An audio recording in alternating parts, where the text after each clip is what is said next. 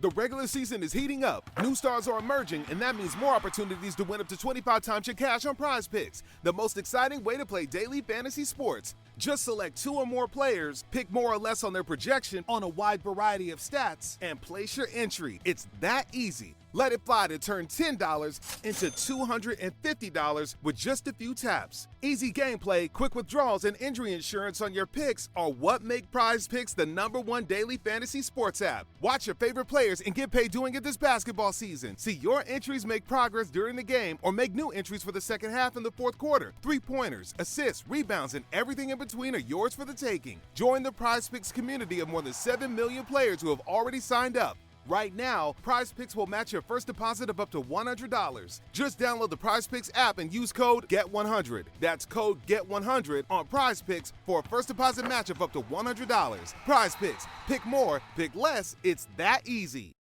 The French Revolution set Europe ablaze. It was an age of enlightenment and progress, but also of tyranny and oppression. It was an age of glory and an age of tragedy. One man stood above it all. This was the Age of Napoleon. I'm Everett Rummage, host of the Age of Napoleon podcast. Join me as I examine the life and times of one of the most fascinating and enigmatic characters in modern history. Look for the Age of Napoleon wherever you find your podcasts.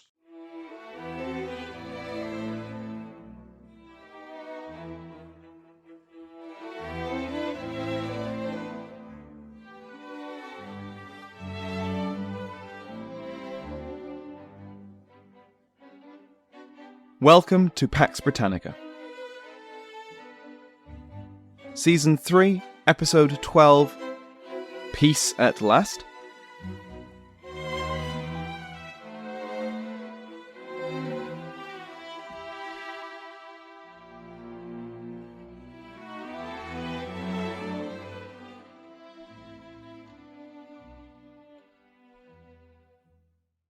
Welcome back to Pax Britannica. I'm your host, Samuel Hume.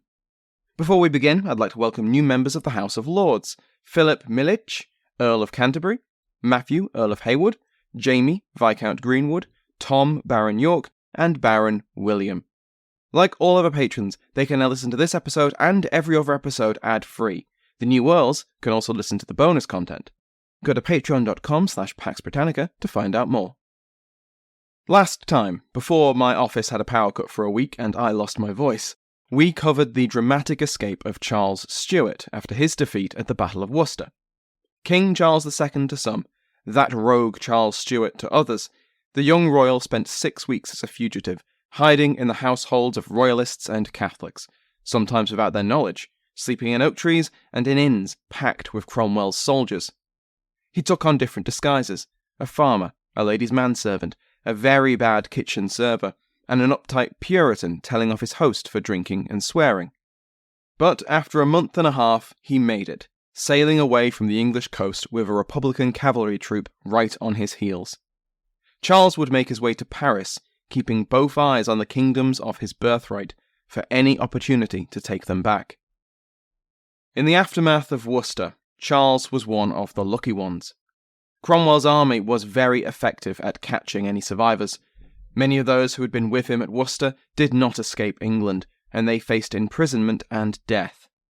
David Leslie and John Middleton, two of the most high-ranking Scottish officers in Charles's force, led about 4,000 cavalry north after sending their king off in disguise.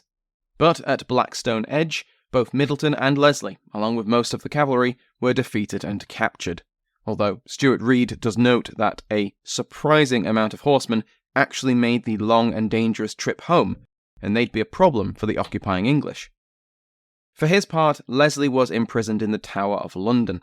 He would end up charged a fine of £11,000 by Cromwell's Act of Grace, and though it would eventually be reduced to only a third of that amount, he would remain imprisoned for the next 9 years. He was only released at the Restoration. Middleton was also captured, but you just couldn't keep Middleton down, and he soon escaped captivity and fled to France. Despite all the odds, this was not the last time Middleton would fight Cromwell's army. Another notable captured after the Battle of Worcester was the Earl of Derby, James Stanley. Both Earl of Derby and the Lord of Man, he was known to his Manx subjects as An Stanlac Mór, the Great Stanley. Derby had fought in the First Civil War, infamously playing a leading role in the sack of Bolton, for which he was dragged in the parliamentary press. Each of the proposed treaties with Charles I had included a list of men who would not be given amnesty and would instead be punished for their crimes during the war. Derby was on all of them. After Derby left England for the Isle of Man, he put down a revolt against his rule by the native Manx and strengthened the island's defences, fortifying St Michael's Isle and christening the new fort Derby Fort, which protected the port of Derby Haven. Derby continued to negotiate with Parliament for the preservation of his lands and estates in England from seizure, but this was complicated by his firm commitment to keeping the Isle of Man royalist, welcoming exiles from England and providing shelter to Irish privateers, both to the anger of Parliament. Shortly after the Regicide, Henry Ireton wrote to the Earl of Derby and demanded that the Lord of Man submit to Parliament. Derby outright refused, and his refusal was printed by Parliament, firmly closing the door on any reconciliation. So, when Charles II crossed into England in 1651, Derby sailed back to fight. There is some suggestion that his wife, Countess Charlotte, shamed him into action by telling him that if he wouldn't do his duty, he should take off his trousers and she would wear them and sail to the king's aid. So off Derby sailed with his trousers and left Charlotte to rule in his place. After Worcester, Derby had been one of those officers who had sent Charles on his way, and he last saw his king at Boscobel House.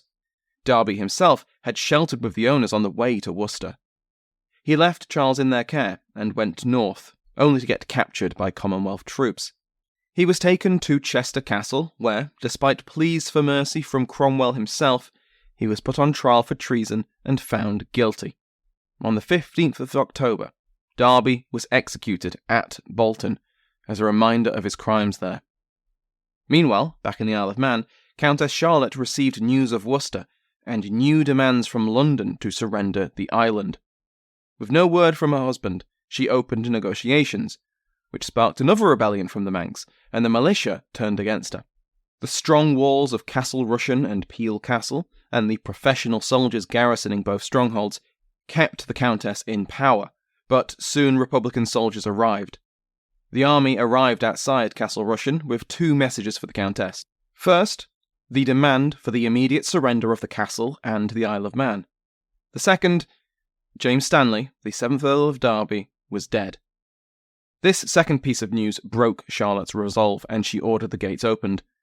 The Isle of Man was now under parliamentary control, and the new Lord of Man, appointed by Parliament, was Lord Thomas Fairfax, former commander of the new model army. Fairfax held the position until the Restoration.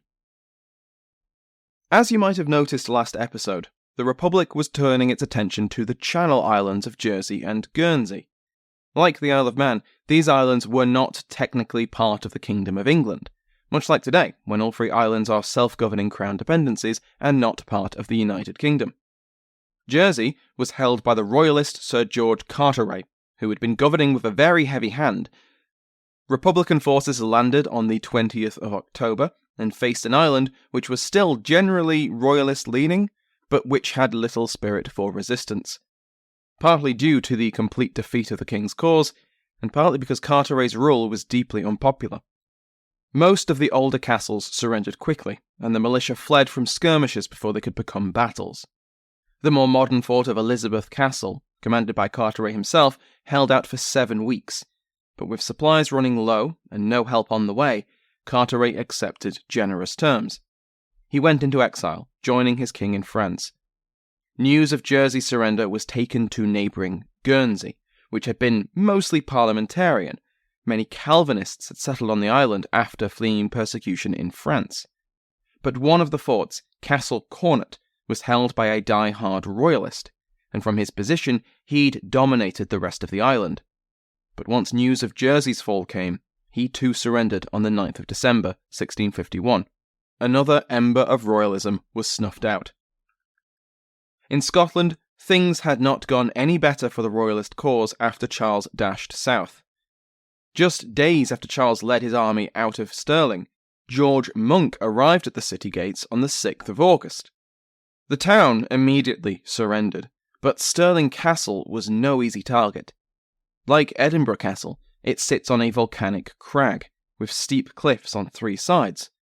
Monk settled in for a siege and began a bombardment of the castle with mortars. This indirect fire, up and over the walls, did heavy damage to the garrison and their supplies. As impregnable as Stirling's geography was, the morale of the men garrisoning its walls was much less secure. When his men mutinied, the royalist commander was forced to surrender. Monk occupied the key to Scotland on the 14th of August.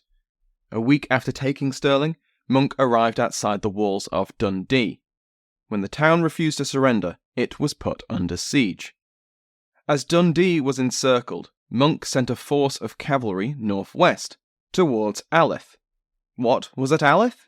The Committee of Estates was at Alyth, trying to organise a fresh army. These remnants of the Scottish government were hit by a cavalry raid on the 28th of August. The few thousand men gathered at Alyth were scattered, and the English took every committee member they could find prisoner, including the veteran Earl of Leven, Alexander Leslie. He'd played such an important role in the Bishops' Wars and the early English Civil War, but he'd been sidelined by younger, more politically acceptable officers like his kinsman David Leslie. Whatever his chances of growing importance, the attack on Alyth decapitated the Scottish leadership. 2 days later, on the 30th of August, the university city of St Andrews surrendered to the English. On the same day, with his preparations complete, Monk once again summoned Dundee to surrender. His artillery was ready, and there was no help coming for Dundee. But he was again refused. Monk's cannons opened up, and the following day the walls were breached. Frustrated by the Dundonian resistance when the war was clearly already over, Monk allowed his men to sack the town once inside. Between 100 and 1,000 people were killed, soldiers and civilians, although it seems most modern scholars put the numbers on the lower end. A lot of Scotland's wealth had been kept in Dundee, brought to the town by those fleeing Edinburgh, and so the new model army came out of the sack much wealthier. Dundee, on the other hand, would take decades to recover economically.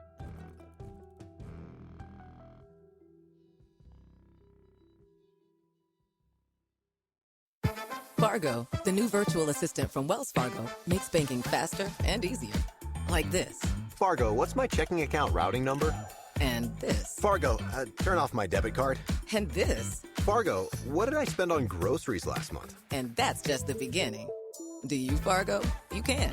In the Wells Fargo mobile app. Learn more at wellsfargo.com/getfargo. Terms and conditions apply. Your mobile carrier's availability and message and data rates may apply. Wells Fargo Bank, N.A., member FDIC. Madame Tussaud. We all know the name, and many of us have visited one of the wax museums which bear that name. But you may not realise the historical significance of the woman behind the name, or how she and her waxworks defined the genre of true crime. If that has piqued your interest, then give The Art of Crime a listen.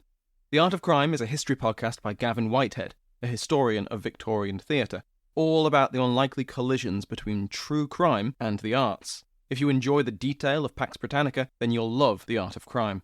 The latest season of The Art of Crime tells 2 stories. First, it chronicles Tussaud's career, starting in pre-revolutionary France and ending in Victorian London. Second, it tracks the evolution of the Chamber of Horrors, a showroom in her wax museum that exhibited macabre curiosities, including effigies of notorious criminals. You'll hear how Tussaud won patronage from the French royal family, narrowly escaped the guillotine during the Reign of Terror, and became one of the most celebrated showwomen in Paris and London. This season also covers the most divisive assassin of the French Revolution, the last man to be hung, drawn and quartered for high treason in England, and the glamorous murderer who attained notoriety as a modern Lady Macbeth. Subscribe to The Art of Crime wherever you get your podcasts. A week later, and 60 miles north up the coast, the city of Aberdeen, which had had quite a kicking over the last decade, had no appetite to get sacked again. And on the 7th of September, it too surrendered and was occupied by English troops. All of lowland Scotland was pacified, except for Dunnottar, more in a moment, and so Monk turned his attention to the Highlands, where the last sizable enemy forces were under the command of the new Marquess of Huntly. These holdouts came to a negotiated settlement with the English by the start of December. This meant that the final significant resistance in Scotland was Dunnottar Castle. I've mentioned Dunnottar Castle before, but it's worth reminding you of it. Also, it's one of my favourite castles, so I'm a bit biased. Dunnottar Castle, the seat of the Earl Marshal of Scotland, is just south of Aberdeen, and it sits 160 feet up on a massive lump of pudding stone, a kind of Silurian concrete. Silurian, which is a word I learnt today, is the period 440 million years ago. It's incredibly tough material. This rock is surrounded by the North Sea on 3 sides. The only way to approach it by land is by first heading down the mainland cliffs and then climbing back up. The path is carved into the sheer cliff face. It's incredibly narrow, steep, and twisting, and you really wouldn't want to be sent to try and storm it while defenders are hitting you with arrows, bullets, or rocks. It wasn't impregnable, but it was pretty close. So, after the coronation of Charles II as king in the start of 1651, the honours of Scotland, the crown jewels, were sent to Dunnottar for safekeeping. With the symbols of Scottish royalty hidden inside, Monk's troops had an extra reason to take the castle. But for all the reasons I just laid out, this was easier said than done. Trying to storm Dunnottar would have been a bloodbath, and the firepower to make a dent in the defences wasn't available, and so the English forces set up a blockade. An army sat on the road out, and the English fleet anchored off the rocky coast. The plan was to pen the defenders inside, with the honours, until the artillery could arrive. And so Dunnottar Castle held out under its governor, Sir George Ogilvy, from November 1651 until May 1652. The garrison, which was only a few dozen strong, was reduced by skirmishes and sorties, and everyone knew that they'd have to surrender eventually. So the priority became how to keep the honours of Scotland safe from the Sassenach. There were 2 legends about this. The first is that the honours were hidden among ordinary goods and smuggled out that way, in the luggage of the wife of a local church minister. The other story is that the honours were lowered down the cliff by the defenders onto the beach, and then collected by a servant of that minister's wife, hidden in a basket of gathered seaweed, and then smuggled through the English lines. Presumably the English soldiers just didn't want to rummage around a box of seaweed. Whichever way it happened, they were then buried under the floor of that minister's church, and kept safe until the return of the king. Once the honours were safe, Ogilvy and his garrison continued to hold out until May, when the English siege lines received their artillery. Now that it was only a question of time, Ogilvy sent word that he was ready to negotiate. A deal was struck, one which allowed the garrison to leave unmolested, and the English troops marched in. I like to imagine that the English commander took a look around the castle, and then turned to Ogilvy and asked him to bring out the crown jewels, and got the reply, "What crown jewels?" Because the English clearly expected the honours of Scotland to still be in the castle. When they realised that they weren't, and that they weren't buried or hidden anywhere in the fortress, Ogilvy was imprisoned for his duplicity. He and his wife would remain in Dunnottar Castle for another year, until the Commonwealth accepted that the honours were out of their hands. Scotland was conquered. We will talk more about Scotland under the Commonwealth and then the Protectorate in the future, but for now it's enough to know that by the end of 1651, 8 commissioners had been appointed by the English Council of State to administer the country, with 4 main objectives. The first was to enforce religious toleration. Hardline Presbyterianism was an affront to the religious independency of the Commonwealth. The second was political union with England. As many Scots had feared when their king had become King of England, Scotland was to become part of a larger state dominated and ruled from London. Scotland's institutions, its parliament, the Committee of Estates, its own courts of law, were dissolved. Scotland was not annexed into England, as had happened to Ireland. Instead it was, quote, incorporated with, quote, consent into the Commonwealth. The General Assembly of the Kirk was notably allowed to keep sitting, but it would cause trouble for the Republican government until Cromwell's patience ran out in the summer of 1653. The third objective was money. Reparations, mostly paid from forfeited crown estates and fines levied on high-ranking royalists. And the fourth was an amnesty for the vast majority of people. In stark contrast to the treatment of ordinary Irish, more next time, the Commonwealth saw ordinary Scots as friends and allies who would surely come around to the Republic in time. The blame for the war, the war guilt clause if you will, was put on the Scottish elite. Old royalists, engagers and resolutioners were held responsible for the conflict, for negotiating with the Stuart monarchy. Scottish notables such as Argyll posed a problem for the new Commonwealth regime. Many of them, like Argyll, had previously been friends of the English Parliament. But the Regicide had changed a lot of things. And even those nobles who weren't avowed royalists had been part of a government which acknowledged Charles II as king, proclaimed him as such, and even crowned and fought for him. Could these men be trusted? To an extent, the English had to trust them. Their resources and connections were vital for governing Scotland. But the House of Stuart still lived, in exile, and as English occupation took root, many Scottish supporters of that Scottish dynasty looked to them, to the grandsons of beloved James, the sons of, he was all right, Charles, as an alternative. The Covenanters had wanted religious agreement and political union between England and Scotland. They would have it, but in a way that none of them would have liked. But, as I mentioned, Scotland was treated very gently by the Commonwealth, at least compared to Ireland. Next time, we'll see how the Commonwealth enforces its control over Ireland. The Guerrilla War, the bloodiest period of the entire Irish War by some counts, will be ruthlessly suppressed, with tactics very similar to those used by Lord Mountjoy and Arthur Chichester, if you can remember all the way back to the first episodes of Pax Britannica. Scorched earth, martial law, concentration camps, summary executions. The Commonwealth would end the war started with the 1641 Irish Rebellion, and it would do so through fire and sword. Thank you to my House of Lords, including but not limited to the King's favourite Mike Sanders, the Duke of Bristol, Bill Winkis, the Marquis of Montague, Brandon Stansbury, and the Earl of Waterford, Dylan Drolette. Go to patreon.com/Pax Britannica to join their ranks and listen to the podcast without ads. Remember that you can join the mailing list to get news about the show by going to the link in the description. For other great podcasts on the Airwave Network, check out airwavemedia.com. Thank you to Sounds Like an Earful for the interval music in today's episode, to my entire House of Lords, and to you for listening.